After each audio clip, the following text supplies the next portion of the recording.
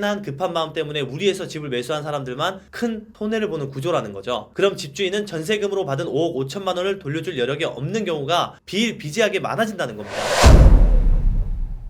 안녕하세요 시청자 여러분, 알려줘 금융의 정재동 과장입니다. 아직도 아파트 값이 오른다고 생각을 해서 말도 안 되는 투기를 하시는 분들이 계세요. 진짜 이게 어떤 게 문제인가 계속 고민을 해보니까 사실상 언론이 문제라는 생각밖에 안 들거든요. 사실 투자를 해서 이익을 얻을 수 있다면 누구나 하고 싶은 마음은 정말 굴뚝 같을 겁니다. 그런데 이 언론이라는 것도 누군가의 이익을 위해서 움직이는 경우도 많거든요. 그 기사를 보고 아, 집값이 오르는구나 하고 누군가가 급한 마음에 정말 대출을 내서 아파트를 매입하면 결국은 나중에 피눈물을 흘리는 사람은 언론도 아니고 은행도 아니고 판매자도 아닌 매수자인 여러분이 되시는 겁니다. 게다가 본인이 실거주를 할 아파트가 아니라 갭 투자를 하고 심한 경우에는 집을 보지도 않고 아파트 쇼핑을 하는 경우가 있다고 하죠. 그런데 그 사람들이 진정 본인이 생각했을 때 지금 이 지역의 이 아파트는 상대적으로 저평가가 되어 있기 때문에 구입을 하는 것이 맞아 라는 생각을 하신다면 다행이겠지만 그럴 확률은 사실 제로에 가깝다는 겁니다. 결국 문제는 뭐냐? 언론에서 투기를 조장하고 아파트 매입을 권유해서 이러한 비정상적인 시장 상황을 만들고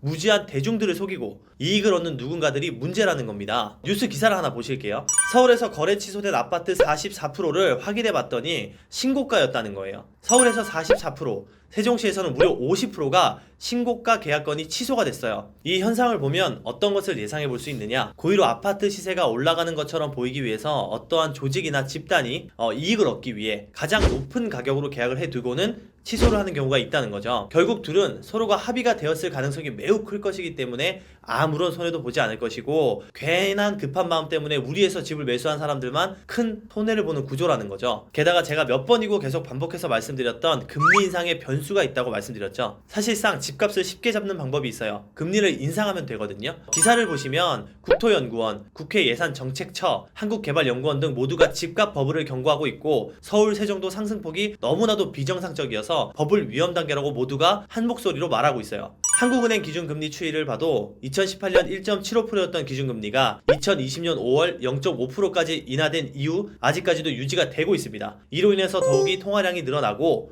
유동성이 커지면서 주식, 부동산 등에서 버블이 점점 쌓여가고 있다는 거예요. 그래서 결국 2월에 들어서 부동산 시장이 어떠한지 아시나요? 전세 매물이 아주 무더기로 쌓이고 있어요. 작년 10월 서울 전세 물건이 1만 건이었는데 2월에는 2만 2천 건이나 나왔습니다. 수도권에서는 전세값이 가파르게 최고점을 찍고는 하향 조정되고 있는 상황이고 지금도 세입자를 못 구해서 눈치 보며 전세가를 내리는 현상도 보여지고 있습니다. 게다가 이제는 갭 투자가 아니라 마이너스 갭 투자까지 속출하고 있어요. 예를 들어서 5억짜리 집이 있는데 5억보다 비싼 5억 5천만 원에 전세를 주는 거예요. 1년에 2년을 세입자가 살고 집을 나가려는데 1, 2년 뒤에는 아파트 값이 어떻게 돼 있을까요? 당연히 지금보다 떨어져 있겠죠. 그럼 집주인은 전세금으로 받은 5억 5천만 원을 돌려줄 여력이 없는 경우가 비일비재하게 많아진다는 겁니다. 이러한 것처럼 무분별한 갭 투자로 인해서 집주인이 세입자에게 전세금을 못 돌려주는 상황이 너무도 많이 발생하고 있다는 겁니다. 이러한 경우를 깡통 전세라고 부르는데 이 깡통 전세를 유의하셔야 된다는 것도 꼭 알고 계시길 바라겠습니다.